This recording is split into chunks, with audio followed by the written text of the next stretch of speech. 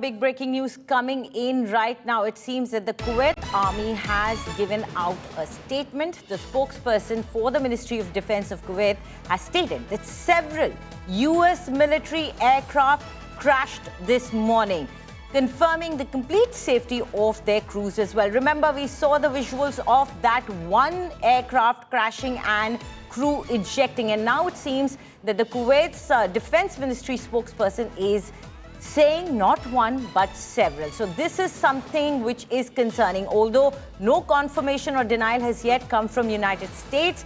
But the spokesperson explained that the relevant authorities immediately initiated search and rescue procedures, whereby the crew were evacuated and transferred to the hospital to check on their health status and provide the necessary medical care.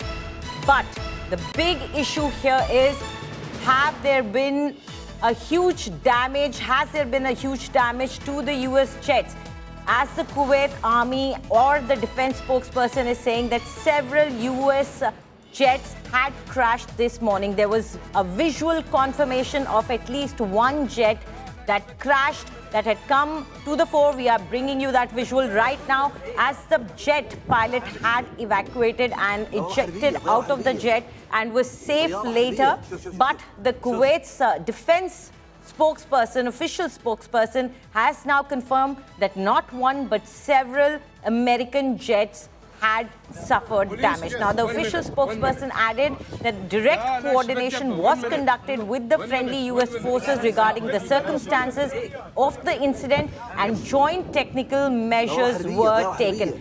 One thing has been confirmed: the crew is safe. So the Americans or any other allied countries who were part of that operation, and men, soldiers, women who were part of those jets were safe. That has been confirmed. And on your screens, you can see the visuals of that one pilot of the jet that had ejected.